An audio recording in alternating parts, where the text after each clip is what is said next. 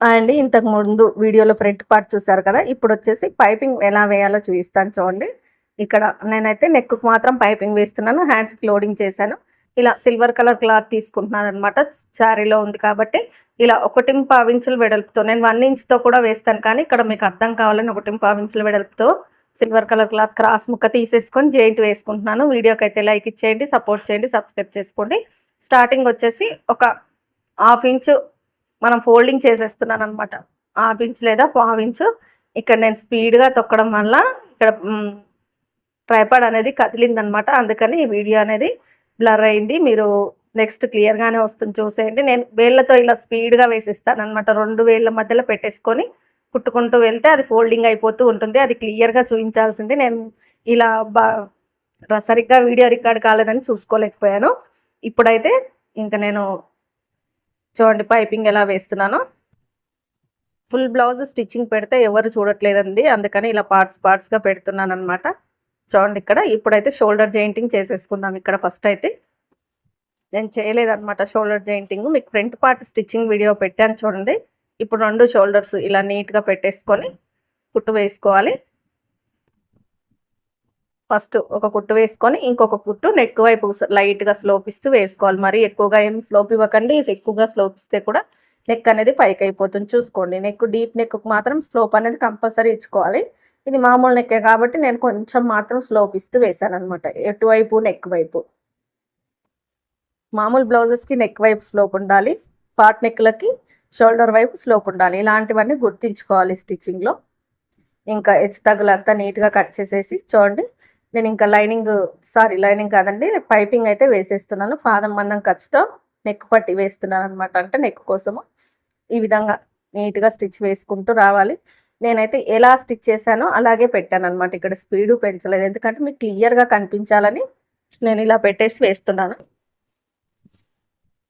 చూడండి మొత్తం కూడా ఇలా ఖర్చు అనేది సేమ్ మెయింటైన్ చేయాలి. దేనికి లైనింగ్ పీస్ అనే వస్తుంది. మళ్ళీ నెక్ పీసు మనం వేసే పైపింగ్ పీసు 2 ఖర్చులు సమానంగా పెట్టేసుకొని లాగకూడదు. పైపింగ్ క్లాత్ లాగకూడదు, అలా అని చెప్పేసి నెక్ లాగకూడదు. లాగకుండా వేసుకుంటూ వెళ్ళిపోవాలి. కొంతమంది ఇప్పుడు పైపింగ్ క్లాత్ సరిపోలేదనుకోండి, దాన్ని లాగి వేసేస్తుంటారు అనమాట. అలా వేయడం వల్ల ముడతలు వచ్చేస్తాయి, ఫిట్టింగ్ పోతుంది అనమాట. ఎప్పుడైనా ఏది కుట్టినా లాగకుండా నీట్గా నిదానంగా స్టిచ్ చేయాలన్నమాట. లాగకూడదు ముఖ్యంగా. ఇలా స్టిచ్ వేసిన తర్వాత ఈ ఎక్స్ట్రా పీస్ కట్ చేసేసి టక్స్ పెట్టేసుకోండి నీట్గా. నేను 2 సమానంగా ఖర్చు పెట్టాను కాబట్టి నాకు ఇక్కడ ఈ ఖర్చు అన్నది ఎక్కువ తక్కువ ఏం లేదు, ఏం కట్ చేయాల్సిన అవసరం కూడా లేదనమాట. ఇంకా నీట్గా అక్కడక్కడ చిన్న టక్స్ ఇచ్చేసుకొని దీనిపైన థ్రెడ్ పెట్టేసి పైపింగ్ అనేది నీట్గా వేసుకుంటూ రావాలి.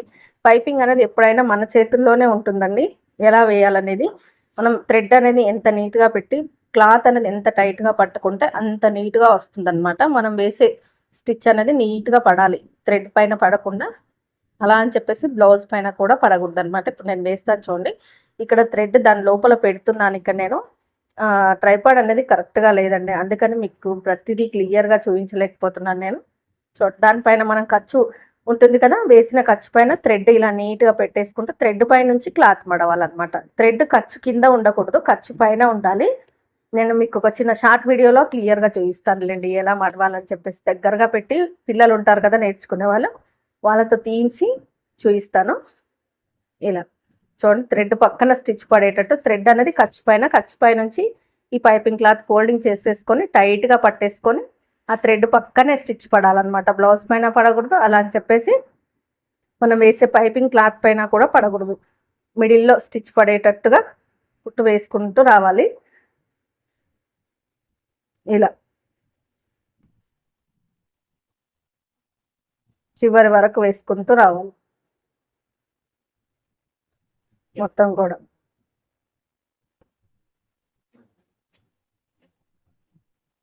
నీట్గా వేసేయాలి. కొంచెం నిదానంగా అయినా పర్వాలేదు, కానీ పైపింగ్ వేయడం నీట్గా నేర్చుకుంటే ప్రతి ఒక్కరు బ్లౌజ్కి పైపింగే అడుగుతున్నారనమాట. ఈ మధ్యకాలంలో పైపింగ్ ఎక్కువగా ట్రెండింగ్గా ఉందన్నమాట. పైపింగ్, షోల్డర్ పఫ్, ఈ 2 అసలు ఎవరు కూడా వద్దనట్లేదన్నమాట. ఇలా నీట్గా చివరి వరకు స్టిచ్ వేసుకుంటూ రావాలి. నిదానంగా చూపించాలని నేను ఎలా స్టిచ్ చేశానో అలాగే పెట్టాను కాబట్టి మీరైతే బోర్ ఫీల్ అవ్వకూడదని చెప్పేసి చెప్తున్నాను. మీకు నచ్చితే మాత్రం లైక్ చేయండి. ఇలా మొత్తం కూడా చివరి వరకు స్టిచ్ వేసుకుంటూ రావాలి. చూడండి ఈ విధంగా మొత్తం థ్రెడ్ పైన స్టిచ్ అనేది అస్సలు పడకూడదు అనమాట. సన్నగా రావాలి. మీరు వాడే థ్రెడ్ని బట్టి కూడా ఉంటుంది. నేనైతే ఇప్పుడు నేను వాడేది 10 నెంబర్ అనమాట సన్నటిది. 12 నెంబర్ కూడా వాడుకోవచ్చు. నా దగ్గర 12, 10 రెండు ఉంటాయన్నమాట. కొంచెం సన్నగా కావాలనుకున్న వాళ్ళకి ఇది వాడతాను. కొంచెం కనిపించాలి పైపింగ్ నీట్గా ఇంకా లావుగా అనే వాళ్ళకి 12 నెంబరు సరిపోతుందండి. 12 నెంబరే బాగుంటుంది. ఇది మరీ సన్నగా అయిపోతుంది అనమాట. కానీ కస్టమర్స్ అర్థం చేసుకోరు. ఇంకా వాళ్ళ ఇష్టం, మనం వాళ్ళకి నచ్చినట్టు మనం స్టిచ్ చేసి ఇవ్వాలి కాబట్టి ఇంకా వాళ్ళ ఇష్టానికి సన్నగా అడిగితే సన్నది పెడతాను. కొంచెం కనిపించాలి మరీ సన్నగా అయింది అనుకున్నప్పుడు ఇది పెడతాను. 12 నెంబర్ పెడతాను అనమాట. ఇప్పుడు పైపింగ్ స్టిచ్ వేసుకొచ్చాం కదా, లోపల సైడ్ ఎమ్మింగ్ అయినా చేసుకోవచ్చు, లేదా ఇలా స్టిచ్చింగ్ అయినా వేసుకోవచ్చు అండి. ఎమ్మింగ్ కంటే కూడా స్టిచ్ సేమ్ కలర్ థ్రెడ్ ఎలా అంటే థ్రెడ్ అనేది ఇది మనం థ్రెడ్ అని తీసుకుంటాం కదా మిషన్ బ్లౌజ్ కుట్టడానికి, ఆ థ్రెడ్ అన్న సేమ్ మెయిన్ క్లాత్లో కలిసిపోవాలన్నమాట. అలా ఉన్నప్పుడు ఇలా స్టిచ్ వేసుకోవచ్చు. లేదు థ్రెడ్ కొంచెం తేడాగా ఉందనుకుంటే మాత్రం హెమ్మింగ్ చేసేయండి. నాకైతే థ్రెడ్ సేమ్ ఉంది కాబట్టి నేను థ్రెడ్తోనే వేస్తున్నాను. ఇలా వేస్తే నీట్గానే ఉంటుంది. చూడండి కుడుతూ ఉంటే మధ్యలో దారం అనేది అయిపోయిందనమాట.